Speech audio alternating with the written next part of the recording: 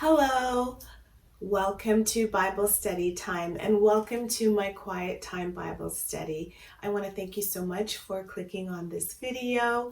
My Hebrew name is Ahava, and I just want to invite you to come with me on this journey as we discover more about the Most High Creator God of the universe. And of course, I have my companion here with me, my black fluffy puppy.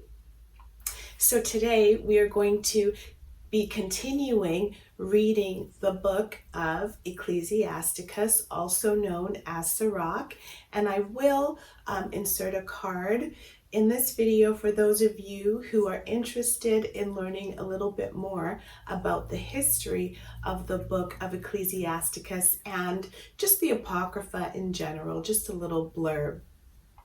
So of course, as I mentioned in my previous video, I have to use a different Bible in order to read the book of Ecclesiasticus. I have to read a Bible that actually has the apocrypha in it. And the one that I have here is called the Oxford Study Bible. And I've been so busy today, but I've really just been looking forward to just taking a moment to read the word of the Most High Creator God.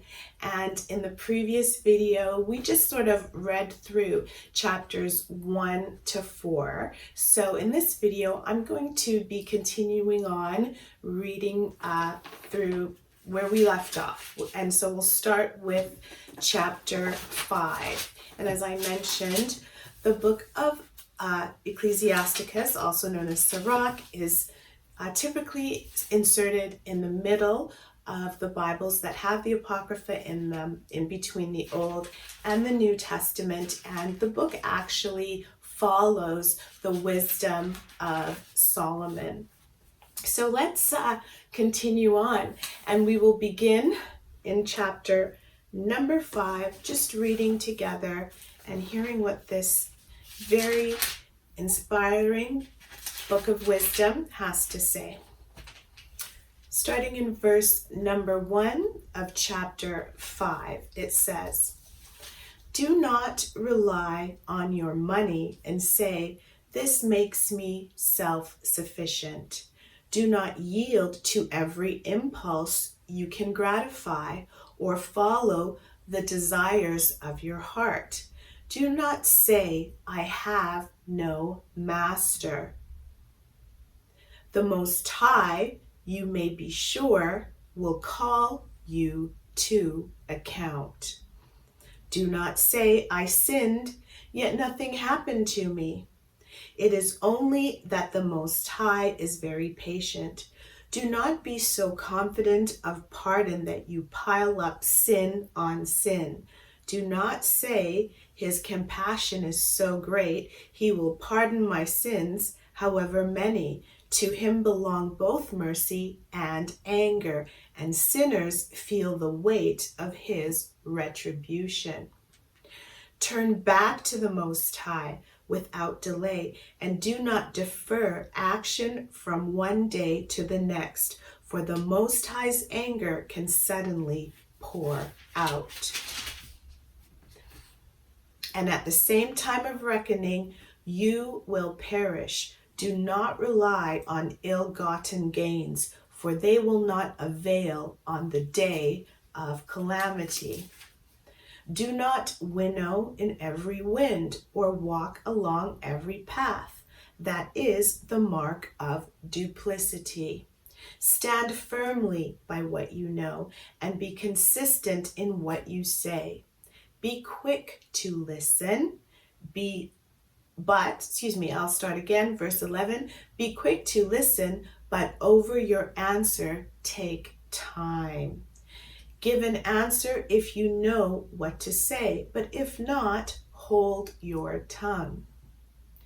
Through speaking come both honor and dishonor, and the tongue can be its owner's downfall. Do not get a name for tale-bearing or lay traps with your tongue, for as there is shame in store for the thief, so there is harsh censure for duplicity."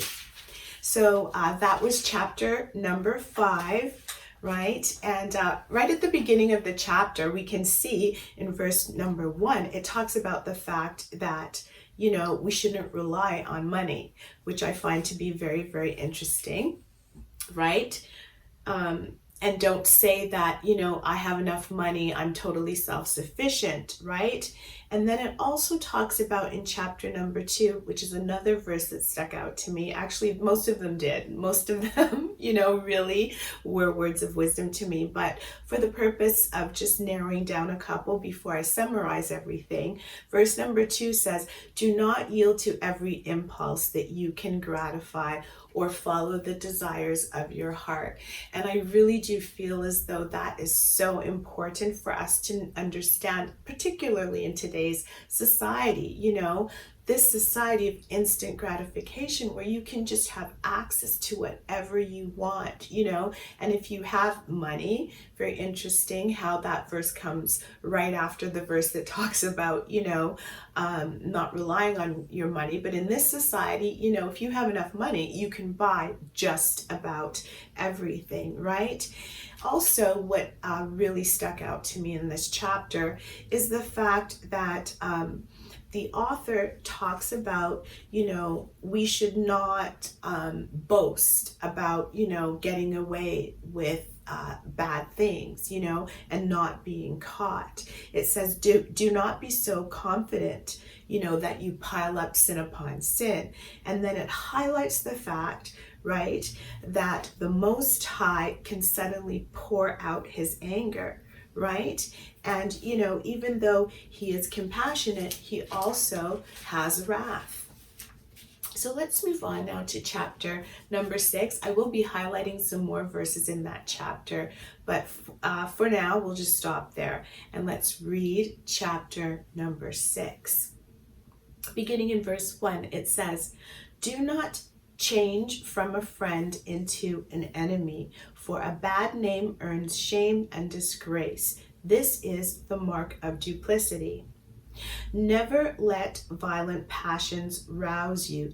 They will tear you apart like a bull. They will devour you.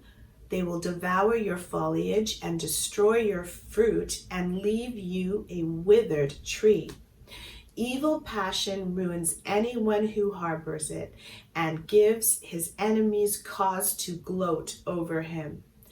Pleasant words win many friends, and affable talk makes acquaintance easy. Live at peace with everyone.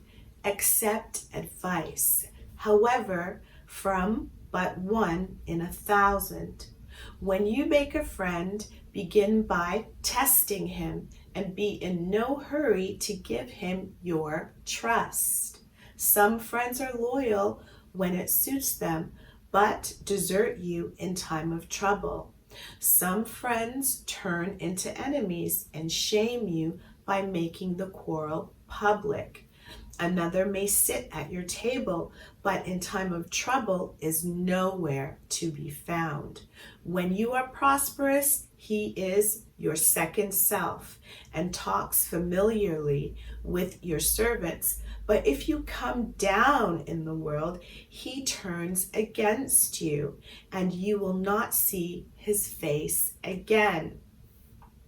Hold your enemies at a distance and keep a wary eye on your friends.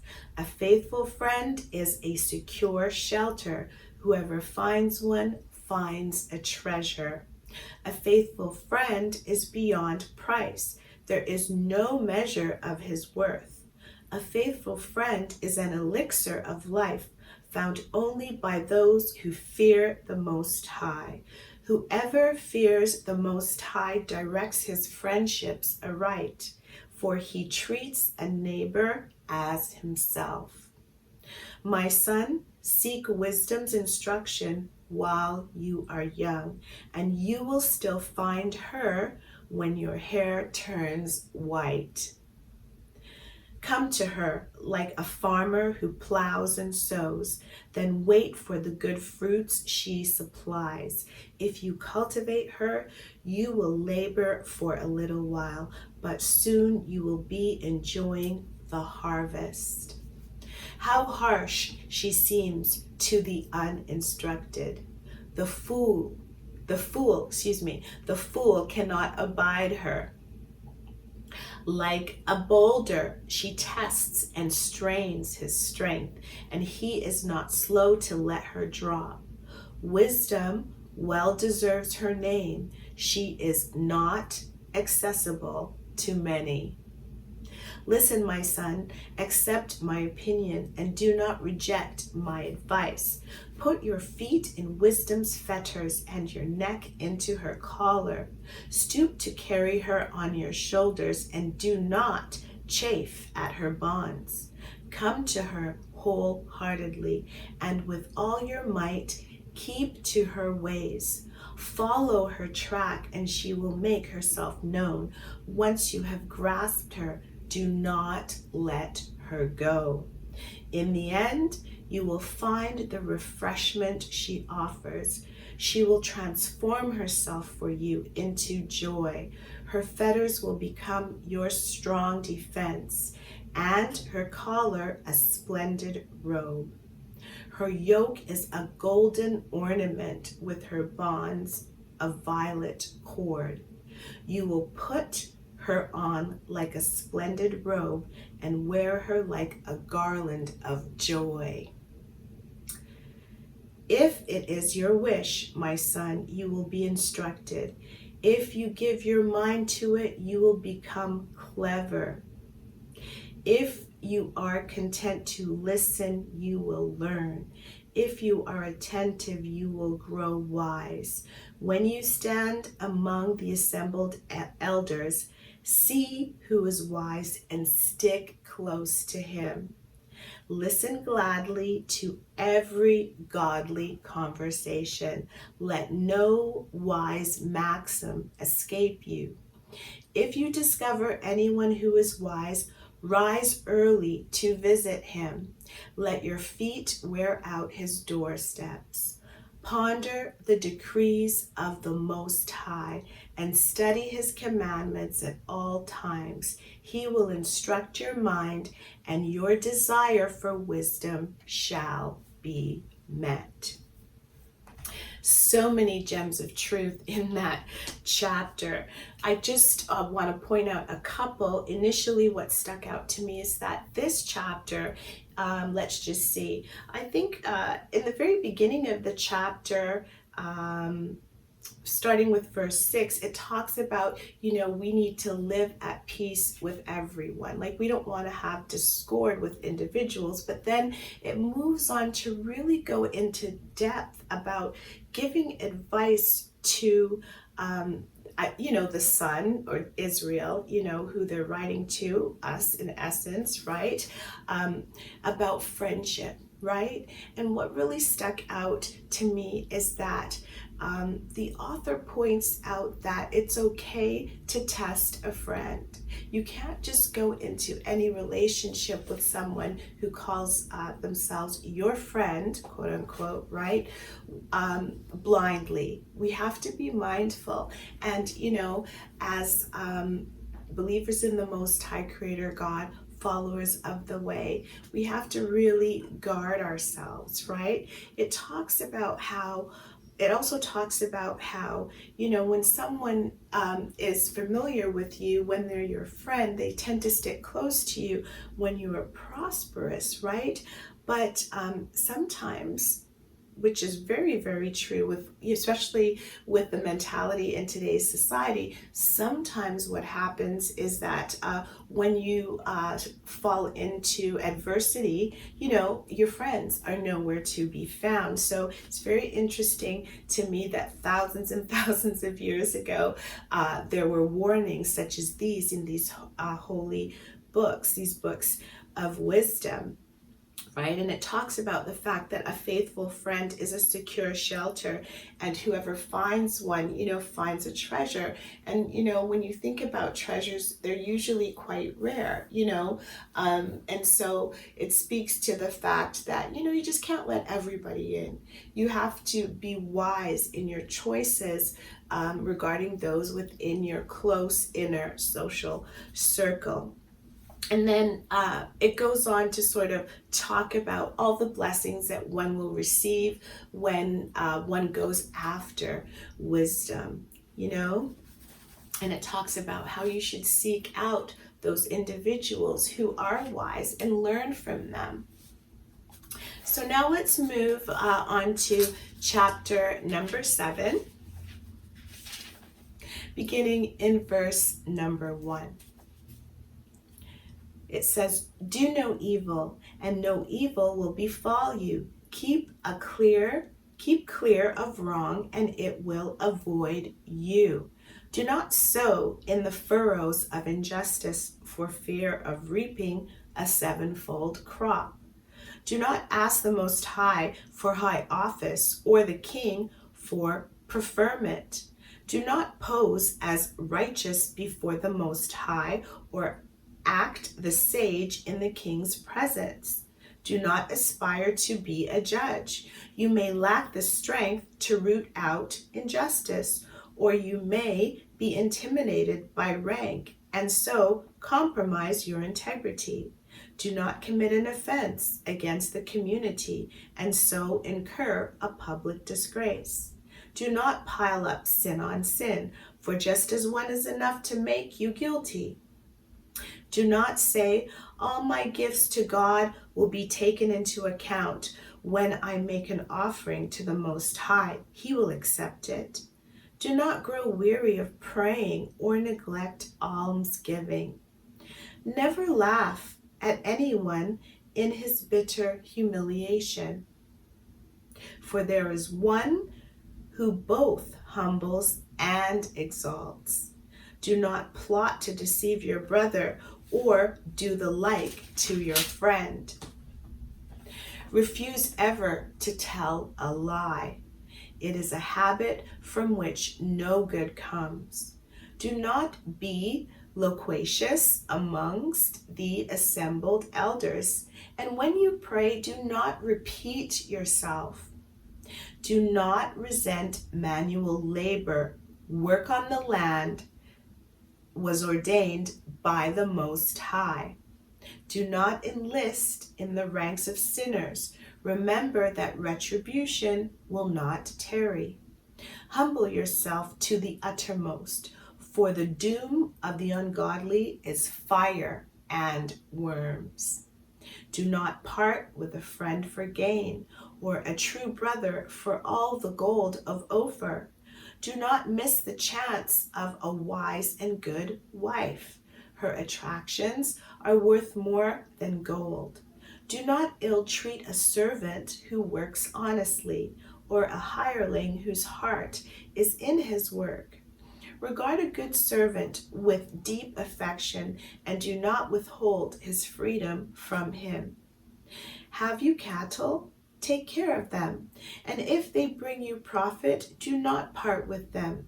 Have you sons? Discipline them, and break them in from their earliest years. Have you daughters? Keep a close watch over them, and do not look on them with indulgence. Marry off your daughters, and you will have done well, but give her to a sensible husband. If you have a wife after your own heart, do not divorce her, but do not trust yourself to one you cannot love. Honor your father with all your heart, and do not forget your mother's birth pangs. Remember that your parents brought you into the world. How can you repay them for all that they have done? Reverence the Most High wholeheartedly, and show respect to his priests. Love your Maker with all your might, and do not leave his ministers without support. Fear the Most High and honor the priest and give them their due as you have been commanded, the first fruits, the guilt offering, and the shoulder of the victim, the sacred grain offering, and the first fruits of holy things. Be open-handed also with the poor, that your blessedness may be complete. Every living being appreciates generosity. Do not withhold kindness, even from the dead. Do not turn your back on those who weep, but mourn with those who mourn. Do not hesitate to visit the sick, for by such acts you will win affection. In whatever you are doing, remember the end that awaits you. Then all your life will never go wrong. I'm just going to be continuing on to chapter number 8, verse 1. Do not pit yourself against the great for fear of falling into their power. Do not quarrel with the rich for fear they will outbid you. For gold has brought ruin on many and has perverted the minds of kings. Do not argue with a garrulous person and so add fuel to his fire. Never make fun of the ill-mannered, or you may hear your ancestors insulted. Do not taunt a repentant sinner. Remember that we all are guilty.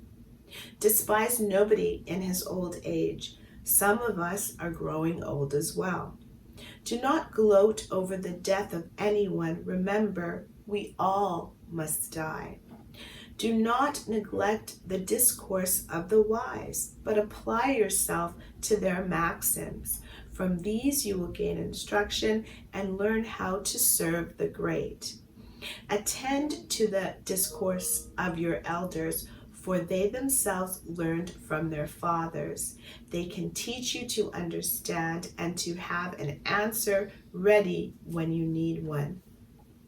Do not fan a sinner's embers into a blaze for fear of being burnt in the flames.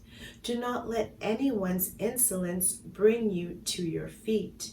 He is but waiting to trap you with your own words. Do not lend to someone more powerful than yourself, or if you do, write off the loan as a loss. Do not stand surety beyond your means, and when you do stand surety, be prepared to pay. Do not go to law with a judge. In deference to his position, he will be given the verdict.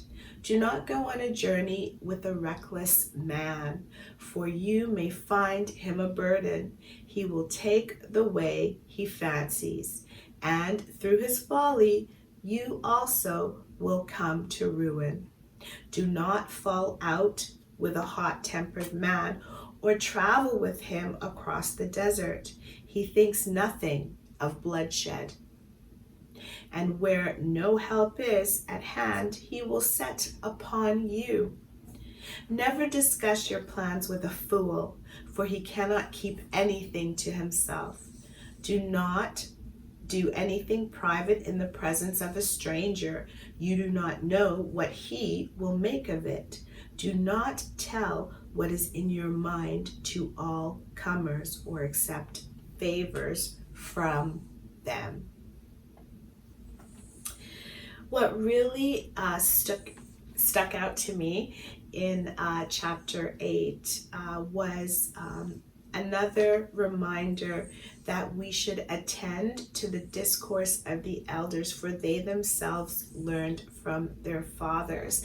And what does that mean? That's in verse number 9 of chapter 8. Basically, what it's really reminding us of is the fact that it's okay to go into these historical wisdom books. We can also hang around and, socialize with the individuals who are wise in our communities, and of course, the elders and individuals who are older. but it also speaks to the fact that these historical wisdom books, even if they're outside of the 66 book canon, can assist us because they are books of wisdom and they do have truths in them about life. As you can see, this book is talking about friendship. This book is talking about, how to protect yourself from getting hurt, talking about, how to control yourself, how not to love money, how to be mindful of being in control of your anger, and also being around hot-tempered individuals. And I just find this book so fascinating. Now I'm going to stop today at chapter number 8 because chapter 9 is actually one of my favorite chapters, and I do have a detailed study prepared specifically for that chapter, so I want to stop here. As I previously mentioned, right now I'm just reading through some of the books with you, and what we're going to do as we get close to maybe chapter 10, 11, 12, I will give a summary and a synopsis and, share some historical research with you. And then what we're going to do is we're going to pull out all of those different topics from all of the different chapters and sort of study them and see, if they can correlate together. And so, for example, if from chapters 1 to 12, we'll pull out the topic of anger or the topic of friendship and things of that nature. I want to thank you so much for coming on this journey. I know that this study is a little bit different. I promise you we'll get into some heavier topics, as we move into the new year, but I just thought it would be nice to invite you guys to join me as I read through the scriptures. I also want to remind you that the Most High Creator God of the universe, who sent his Son, Yeshua, our Savior and Messiah, to die for our sins, loves his children.